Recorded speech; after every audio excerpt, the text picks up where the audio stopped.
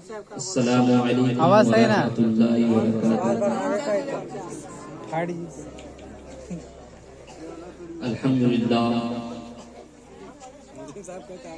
للہ الذی وکفی والسلام علی عبادہ الذین اصطفی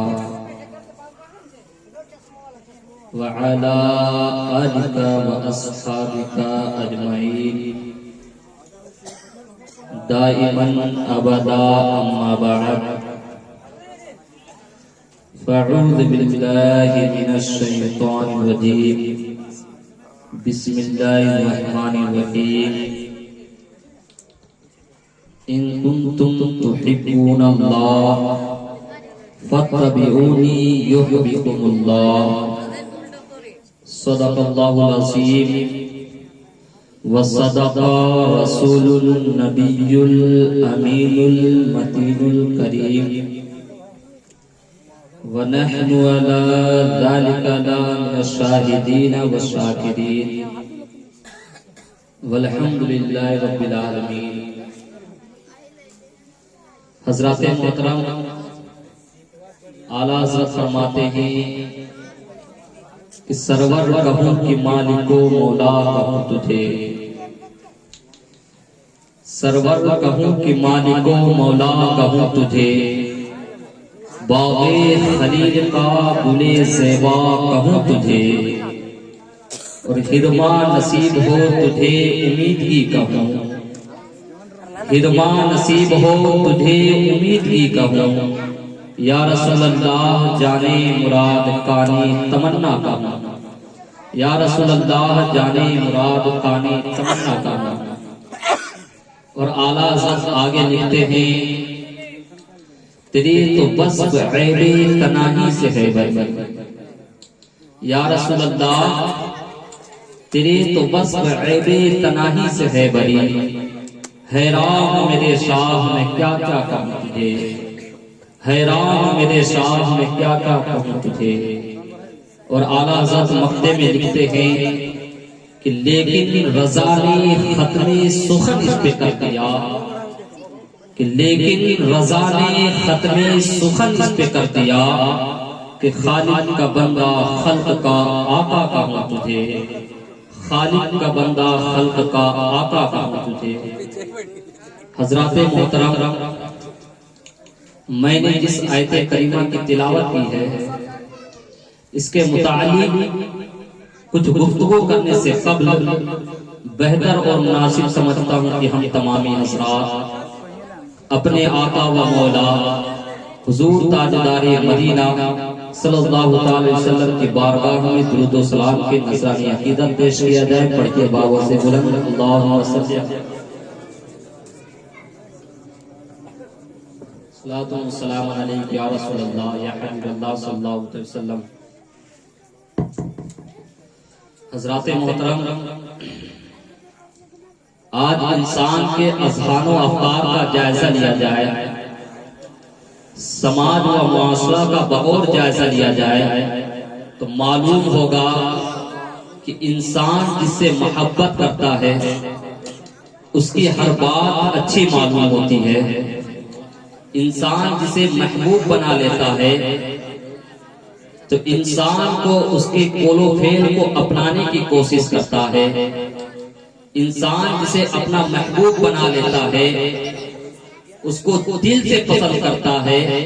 اسی طرح اللہ رب العزت بندوں سے فرماتا ہے قرآن مقدس میں ان کنتم تحبون اللہ فاتبعونی یحببکم اللہ، کہ اگر تم مجھے دوست بنانا چاہتے ہو، اگر تم مجھے راضی کرنا چاہتے ہو، اگر تم مجھے محبوب بنانا چاہتے ہو تو سب سے پہلے محمد عربی صلی اللہ علیہ وسلم کو راضی کرو۔ اس سے یہ پتا چلا کہ اگر اللہ کو راضی کرنا ہے تو پہلے رسول کو راضی کرنا ہوگا، اگر رسول کو محبوب بنانا ہے تو رسول کے قول و فعل کو اپنانا ہوگا، اگر رسول کو محبوب بنانا ہے تو ادائے مصطفیٰ پہ چلنا ہوگا، اگر رسول کو محبوب بنانا ہے تو سنت مصطفیٰ پہ عمل کرنا ہوگا، اگر رسول کو محبوب بنانا ہے تو لباس رسول کو اپنانا ہوگا۔ حضرات محترم، ایک مرتبہ نبی کریم صلی اللہ علیہ وسلم کی بارگاہ میں ایک صحابی رسول آتے ہیں اور عرض عرض کرتے ہیں یا حبیبی یا رسول اللہ قیامت کب آئے گی؟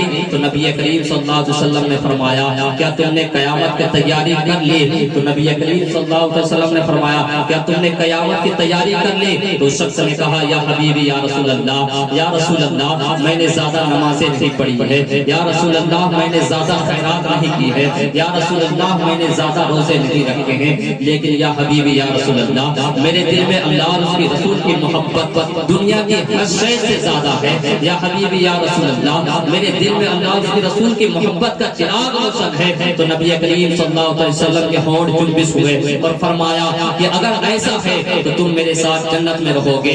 حضرات محترم اس سے یہ معلوم چلا، پتہ یہ چلا کہ اعمال کا دار و مدار ایمان ہے اور محبت رسول ایمان کی جان ہے، اس لیے تو وہ صحابی رسول نے عرض کر دیا یا حبیبی یا رسول اللہ میں نے زیادہ نمازیں نہیں پڑھی ہے، یا رسول اللہ میں نے زیادہ زکات نہیں ادا کی ہے، یا رسول اللہ میں نے زیادہ روزے نہیں رکھی ہے، لیکن میرے دل میں اللہ اور اس کے رسول کی محبت دنیا کی ہر شے سے زیادہ ہے۔ اس لیے تو نبی کریم صلی اللہ علیہ وسلم نے فرما دیا کہ اگر ایسا ہے تو تم میرے ساتھ جنت میں رہو گے۔ ایک مرتبہ نبی کریم صلی اللہ علیہ وسلم کے زمانے میں ایک یہودی رہا کرتا تھا، نبی کریم صلی اللہ علیہ وسلم کا دشمن تھا، ہر وقت نبی کریم صلی اللہ علیہ وسلم کے شان میں گستاخیاں کرتا تھا۔ اس یہودی نوجوان کا اس یہودی کے ایک نوجوان بیٹا تھا جو ماں باپ کی آنکھوں کا تارا تھا، ہر وقت حضور صلی اللہ علیہ وسلم کو توہین کو سن کر وہ شخص نبی کریم صلی اللہ علیہ وسلم کو نقصان پہنچانے کے لیے راستے میں کھڑا رہتا تھا۔ ایک دن نبی کریم صلی اللہ علیہ وسلم کا گزر مدینہ منورہ کے راستے سے چلا ہوا، مدینہ منورہ کے راستے سے چلے آ رہے تھے تو وہ یہودی نوجوان نبی کریم صلی اللہ علیہ وسلم کے چہرے اقدس کو دیکھتا ہے، نبی کریم صلی اللہ علیہ وسلم کو چہرے اقدس کو دیکھتا ہے، آنکھ سے آنکھ مل گئی، حضور مسکرانے لگے، وہ یہودی نوجوان کی دل کی دنیا بدل گئی، عداوت کا چراغ بجھ گیا، اس کے سینے میں اس کو رسول کی محبت کی طرف پیدا ہو گئی۔ وہ یہودی نوجوان کو بغیر دیدار مصطفیٰ کے ذرہ بھی چین نہیں آتا، اس کے دل میں والدین کی محبت اور رسول کی محبت کے درمیان جنگ شروع ہو گئی، آخرکار محبت رسول غالب آ گئی۔ جب یہ اس یہودی نوجوان کو حضور علیہ السلام کی دیدار کی طرف ہوتی تو مسجد نبوی کے باہر چلا جاتا اور نبی کریم صلی اللہ علیہ وسلم کے ایک بار چہرہ دیکھ لینے کے بعد کسی بیمار کی طرح گھر واپس آ جاتا۔ اس شخص نبی کریم صلی اللہ علیہ وسلم کے اس کو محبت میں بیمار پڑ گیا، اس کے والدین بہت علاج کروائے لیکن کچھ فائدہ حاصل نہیں ہوا۔ اس یہودی نوجوان کے جسم کمزور ہو گئے، آواز باریک ہو گئی، پیر ٹھنڈے ہو گئے۔ اس یہودی نوجوان کے پیٹ باپ نے اس شخص کو سر پر ہاتھ پھیرتے ہوئے کہا اے میرے بیٹے تمہاری کوئی آخری خواہش ہو تو بولو، میں تمہاری ہر خواہش کو پورا کرنے کے لیے تیار ہوں۔ تو بیٹے نے کہا اگر ابا حضور آپ کا اگر وعدہ سچا ہے تو میں اظہار کروں گا۔ بیٹے نے کہا بیٹے نے کہا ابا جان چند دنوں سے محمد عربی صلی اللہ علیہ وسلم کی عقیدت و محبت میں گرفتار ہو چکا ہوں، اگر آپ کا وعدہ سچا ہے تو میری آخری تمنا یہ ہے کہ ایک بار نورانی چہرہ دیکھ لو اور میری روح نکل جائے۔ اگر آپ کا وعدہ سچا ہے تو جائے محمد عربی صلی اللہ علیہ وسلم کی پارپا میں اور عرض کرے کہ آپ کا ایک غلام دنیا سے جا رہا ہے اور اگر اس کی آخری خواہش یہ ہے کہ آپ اس کے سرہانے کھڑے ہو کر آخرت کی نجات کا مدعا سنا دیجیے۔ اتنا سننا تھا کہ بیٹے کے آواز سے سننا تھا کہ باپ غصے سے لال پیلا ہو جاتا ہے، لیکن کیا کرے ایک لوتے بیٹے کی خواہش کو پورا کرنے کا وعدہ تھا، سب کا وہ غصے کو برداشت کرتا ہے اور کہتا ہے کہ بیٹا یہ میرے لیے خطرے کی بات ہے، یہودی قوم مجھے ذات سے باہر نکال دے گی لیکن تمہاری روح کی خوشی کے لیے میں ہر کچھ برداشت کر سکتا ہوں۔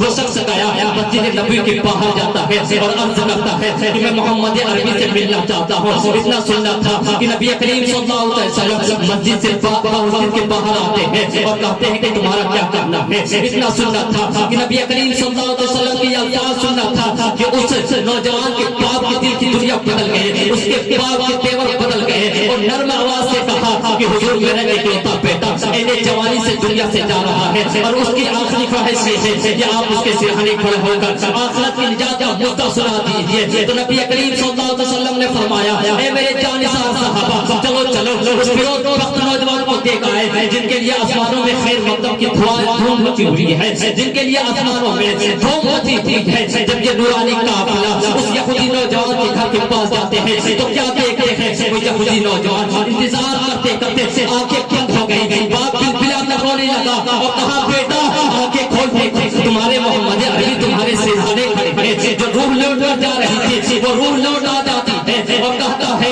حضور میرے دل میں آپ نے اس کو محبت کی مقدس امانت لے کر اب عالم جاویدانی کی طرف جا رہا ہوں. یا رسول اللہ میں نے زندگی میں ایک سجدہ بھی نہیں کیا. یا رسول اللہ میں نے دنیا میں خدا والا شریک کے لیے ایک سجدہ بھی نہیں کیا, لیکن اس کے باوجود میری نجات کیسے ہو جائے گی؟ تو نبی کریم صلی اللہ علیہ وسلم نے فرمایا اے میرے پیارے بیٹے تم اسلام قبول کر لے. اور جب میں یہ تجربہ پڑھ کے اتنا سنتا تھا کہ جیسے ہی وہ شخص سنتا ہے اپنے مالک کے پاس آتا ہے اے میرے مالک قبر کی پہلی منزل سے لے کر جنت میں داخل ہونے تک آپ کی ضمانت پر اسلام قبول کرتا ہوں. حضرات محترم جیسے ہی وہ یہودی نوجوان کلمہ طیب پڑھتا ہے اشہد ان لا الہ الا اللہ و اشہد ان محمد عبدہ و رسولہ, اس یہودی نوجوان کی روح نکل جاتی ہے. اس یہودی نوجوان کا سارا گھر ماتم زدہ بن جاتا ہے. باپ کہتا ہے کہ حضور یہ مسلمانوں کا جنازہ ہے, یہ میرا نہیں ہے, یہ آپ کے در رحمت سے نکلے گا. تو نبی کریم صلی اللہ علیہ وسلم فرماتے ہیں اے میرے جانثار صحابہ اس مقدس امانت کو اپنے کاندھے میں لیے چلو. اب اس نوجوان کا جنازہ مدینے کی گلیوں سے دھوم دھام کے ساتھ نکلا جائے گا. اس نوجوان کے جنازے میں قرب و جوار کے سبھی لوگ تشریف لے آئے تھے. جب اس یہودی نوجوان کے آخری دیدار کے لیے چہرے سے کفن ہٹایا گیا تو کیا دیکھتے ہیں کہ چہرہ چودھویں چاند کی طرح چمک رہا تھا اور ہونٹوں پہ مسکراہٹ پھیلی تھی. اور ہونٹوں پہ مسکراہٹ کیوں نہ پھیلی ہو, یہ جانے والا کوئی عام آدمی نہیں تھا بلکہ اس کے پاس نبی کریم صلی اللہ علیہ وسلم کا ضمانت کا اقرار نامہ تھا. نبی کریم صلی اللہ علیہ وسلم کا ضمانت کا اقرار نامہ تھا. جب اس یہودی نوجوان کے جنازے میں اتنے لوگ شریک ہوئے تھے کہ پیر رکھنے کی جگہ نہیں تھی. نبی کریم صلی اللہ علیہ وسلم صرف پنجوں کے اوپر چل رہے تھے, ایڑیوں کے اوپر نہیں چل رہے تھے. تو صحابہ کرام نے عرض کیا یا رسول اللہ آپ پورے پیر کے بل کیوں نہیں چل رہے ہیں, پنجوں کے بل کیوں چل رہے ہیں؟ تو نبی کریم صلی اللہ علیہ وسلم نے فرمایا کہ اس شخص کے جنازے میں آسمان سے فرشتے اتنی کثرت سے آئے ہوئے ہیں کہ پیر رکھنے کی جگہ نہیں ہے. نبی کریم صلی اللہ علیہ وسلم اس یہودی نوجوان کو خود قبر میں اتارتے ہیں اور اتارنے کے بعد کیا دیکھتے ہیں کہ قبر نور الہی سے جگمگا رہی ہے. جب نبی کریم صلی اللہ علیہ وسلم اس یہودی نوجوان کو قبر میں اتار رہے تھے اس وقت نبی کریم صلی اللہ علیہ وسلم کو اتنا پسینہ آ رہا تھا, اتنا پسینہ آ رہا تھا کہ قبر اتنا پسینہ آ رہا تھا کہ کرتے مبارک بھیگ جاتا ہے. جب نبی کریم صلی اللہ علیہ وسلم قبر سے باہر آتے ہیں, آنے کے بعد نبی کریم صلی اللہ علیہ وسلم مسکرانے لگتے ہیں. تو صحابہ کرام نے عرض کرتے ہیں یا رسول اللہ آج اتنی خوشی کیوں محسوس ہو رہی ہے؟ تو نبی کریم صلی اللہ علیہ وسلم نے فرمایا کہ جب یہ شخص مجھ سے جنت کا ضمانت کا اقرار نامہ لے رہا تھا اس وقت حوران جنت نے ان کی باتیں سن لی تھی, اس لیے حوران جنت قبر میں آئی تھی. اس کے حضور کی وجہ سے مجھے پسینہ پسینہ آ رہا تھا. صحابہ کرام خوشی سے جھوم اٹھتے ہیں اور مدد کر کہنے لگتے ہیں کہ ایسا شخص جو زندگی میں ایک سجدہ بھی نہیں کیا اسے اعلیٰ منصب پر پہنچا دیا. حضرات محترم اس سے یہ معلوم چلا, اس سے یہ پتہ چلا کہ محبت رسول کو تمام عبادتوں سے افضل ہے, محبت رسول کو تمام نمازوں سے افضل ہے, محبت رسول کو تمام روزوں سے افضل ہے, محبت رسول کو تمام روزوں سے افضل ہے, محبت رسول کو ہر دنیا کی بدنی طاقت سے افضل ہے, محبت رسول کو جنت سے بڑھ کر ہے. اس لیے تو نبی کریم صلی اللہ علیہ وسلم نے فرمایا لا یؤمن احدکم حتی اکون احب من الیہ ووالدہ ولدہ والناس اجمعین. نبی کریم صلی اللہ علیہ وسلم نے فرمایا کہ اس وقت تک کوئی مومن کامل نہیں ہو سکتا جب تک وہ اپنے والد اپنے اولاد حتیٰ کہ تمام چیزوں سے زیادہ مجھ سے محبت نہ کر لے. حضرات محترم اس سے یہ پتہ چلا کہ ہمیں جو کام آنے والی ہے دنیا میں اور آخرت میں وہ محبت رسول ہے. آج ہم لوگ دنیا کے رنگینوں میں ڈوبے رہتے ہیں, دنیا کے خوبصورتی میں مست ہوئے رہتے ہیں, لیکن کبھی تاریخ کا مطالعہ کیجئے, سیرت مصطفیٰ کا مطالعہ کیجئے تو پتہ چلے گا کہ ہمارے نبی کتنے خوبصورت تھے, کتنے خوبصورت تھے. اس لیے تو حضرت حسان بن ثابت رضی اللہ تعالیٰ فرماتے ہیں وَأَحْسَنُ مِنْكَ لَمْ تَرَ قَطُّ عَيْنِي وَأَجْمَلُ مِنْكَ لَمْ تَلِدِ النِّسَاءُ. یا رسول اللہ میری آنکھ نے آپ جیسا حسین و جمیل دیکھا ہی نہیں, بلکہ کسی ماں نے آپ جیسا حسین و جمیل پیدا ہی نہیں کیا. خلقت مبرأ मुबर्रअ मिन कुल्ली ऐबिन कअन्नका कद खुलिक़ता कमा तशा।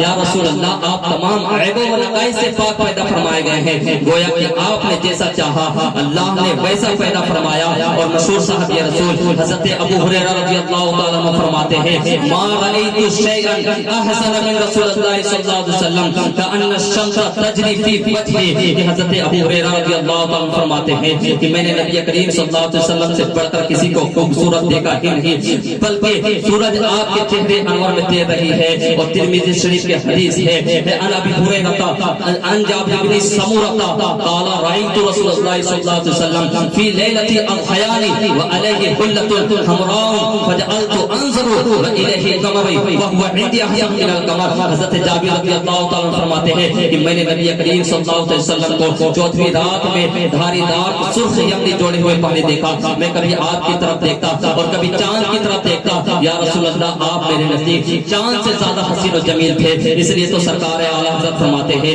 माहे मदीना अपनी तजल्ली अता करे, ये ढलती चांदी तो पहर दो पहर की है। और मौलाना रूम रहमतुल्लाह अलैह मसनवी शरीफ में लिखते हैं कि सिद्दीक़स बगुफ्त ए आफ्ताब नेज़े मशरिक़ नेज़े मग़रिब खुश आबाब। यानी सिद्दीक़ अकबर ने नबी करीम सल्लल्लाहु अलैहि वसल्लम को चेहरे अक़दस को देखा तो कहा कि आपके जैसा न दुनिया में कोई खूबसूरत है, न मग़रिब में कोई खूबसूरत है। हज़रत मोहतरम, आपने देखा कि हज़रत हसन बिन साबित से लेकर हज़रत सिद्दीक़ अकबर रज़ियल्लाहु ताला अन्हु तक यही फरमा रहे हैं कि नबी से बढ़कर कोई खूबसूरत नहीं। अब यहाँ पर सवाल करने वाला सवाल कर सकता है, एतराज करने वाला एतराज कर सकता है, सोचने वाला सोच सकता है कि सारी कायनात में नबी से बढ़कर कोई खूबसूरत नहीं, नबी से बढ़कर कोई हसीन और जमील नहीं। हज़रत मोहतरम, मैं आपको बताना चाहता हूँ, उसके बाद मेरी गुफ्तगू 2 मिनट में खत्म हो जाएगी। हज़रत सिद्दीक़ अकबर से लेकर हज़रत हसन बिन साबित से लेकर यही फरमा रहे हैं कि नबी से बढ़कर कोई खूबसूरत नहीं। हाँ, ये मुमकिन है कि मक्के और मदीने में हुजूर से बढ़कर कोई खूबसूरत तो ना होगा, पूरे अरब में हुजूर से बढ़कर कोई खूबसूरत नहीं होगा,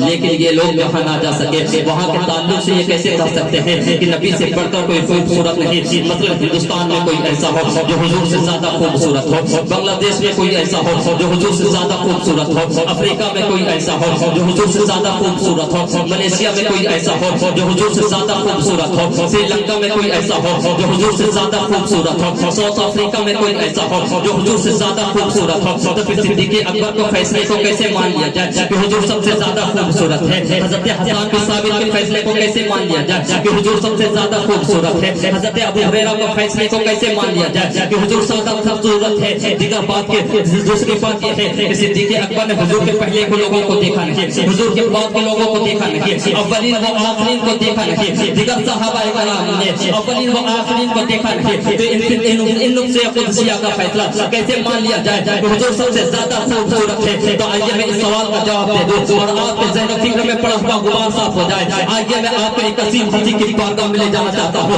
जिन्होंने दुनिया के कोने कोने खेते खेते गोशे गोशे को देखा है। मैं उनकी बारगाह में ले जाना चाहता हूँ जिन्होंने इंडिया वालों को भी देखा है, पाकिस्तान वालों को भी देखा है, चीन वालों को भी देखा है, जर्मनी वाले को भी देखा है। मैं उनकी बारगाह में ले जाना चाहता हूँ जिन्होंने हुजूर के पहले के लोगों को भी देखा है, हुजूर के बाद के लोगों को भी देखा है, अव्वलीन को भी देखा है, आखिरीन को भी देखा है। तो जानते हैं ये अजीम हस्ती कौन है? ये अजीम हस्ती वो है जिन्हें जिब्रील अमी कहा जाता है, जिन्हें सैयदुल मलाइका कहा जाता है, जिन्हें सैयद तहरा कहा जाता है। मुझे कहने दे दिया जाए, हजरत जिब्रील अमी की वो जात है जिन्होंने हजरत आदम को भी देखा है, हजरत इसहाक को भी देखा है, हजरत याकूब को भी देखा है, हजरत ज़करिया को भी देखा है, हजरत यहया को भी देखा है। खुद जिब्रील अमी फरमाते हैं, कल्लमतुल अर्दा मशारिकुहा व मगारिबुहा फलम अरा मिस्ल मुहम्मदिन। या रसूल अल्लाह, मैंने दुनिया के कोने कोने खिते खिते चप्पे चप्पे को छोड़ डाला, लेकिन आपकी तरह किसी को न पाया, बल्कि यही बोले सिरा वाले